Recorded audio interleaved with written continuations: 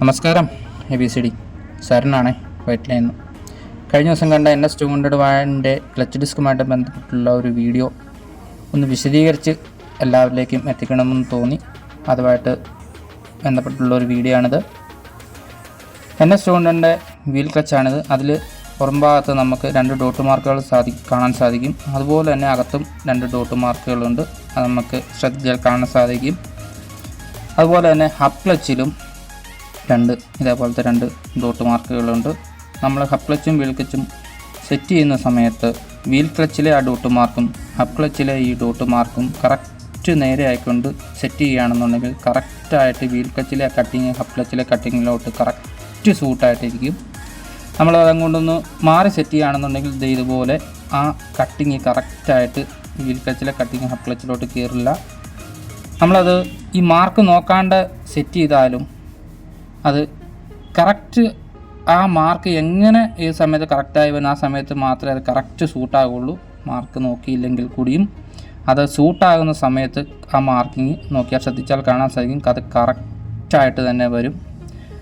അല്ലാത്ത പക്ഷം കറക്റ്റായിട്ട് വന്നില്ലെങ്കിൽ ഇതേപോലെ പ്ലേയും കാര്യങ്ങളുണ്ടാകും. ക്ലച്ച് ഡിസ്ക് കറക്റ്റായിട്ട് അതിൻ്റെ അകത്ത് സൂട്ടാവില്ല. NS200 6 ക്ലച്ച് ഡിസ്കും 5 മെറ്റൽ പ്ലേറ്റുമാണ് വരുന്നത്.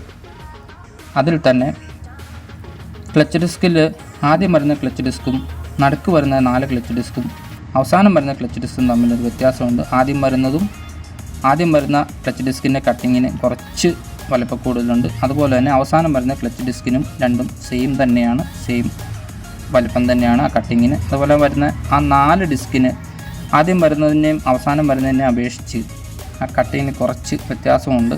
വലിപ്പം കൂടുതലും കുറവുമുണ്ട്. ആദ്യം വരുന്ന ക്ലച്ച് ഡിസ്കിന് വന്നിട്ട് ഒരു 4.5 mm ആ കട്ടിങ്ങിന് ഇതുണ്ട്.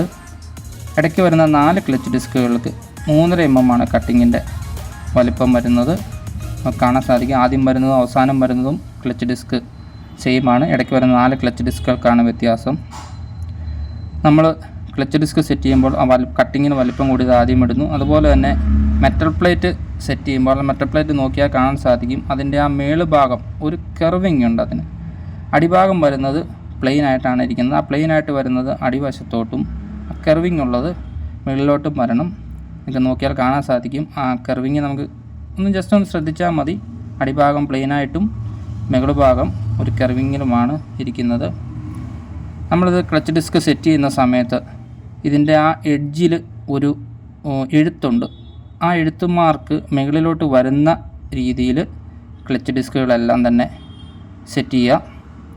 മെറ്റൽ പ്ലേറ്റ് ഇടുന്ന സമയത്ത് ആ പ്ലെയിൻ ആയിട്ടുള്ള ഭാഗം അടിയിലേക്ക് പോകാനായിട്ട് എല്ലാം ശ്രദ്ധിക്കുക. കെർവിങ് ഉള്ളത് മുകളിൽ വരിക. നമ്മളതെല്ലാം ഓരോന്നോരോന്നായിട്ട് സെറ്റ് ചെയ്യുക. ഇടയ്ക്ക് വരുന്ന 4 ക്ലച്ച് ഡിസ്ക് സെയിം. അവസാനവും ആദ്യവും വരുന്നത് കട്ടിങ്ങിന് വ്യത്യാസമുള്ളത് ഒന്നടിയിലും ഒന്ന് ഏറ്റവും ആദ്യവും അല്ലാത്തത് ഏറ്റവും മുകളിലുമാണ് വരുന്നത്.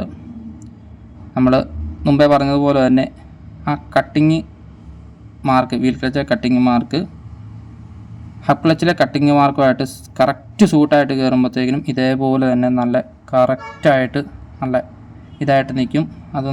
അത് മാറി സെറ്റ് ചെയ്യുകയാണെന്നുണ്ടെങ്കിൽ ഈ പറഞ്ഞതുപോലെ ക്ലച്ച് കറക്റ്റായിട്ട് ക്ലച്ച് ഡിസ്ക് അതിലേക്ക് സൂട്ടായിട്ടിരിക്കില്ല. ഡിസെൻഗേജ് ആയിട്ട് ഇരിക്കുന്ന പോലെ ഇരിക്കും.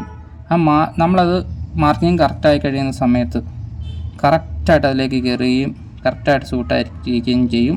എല്ലാ ആശാന്മാർക്കും താങ്ക് യു ABCD.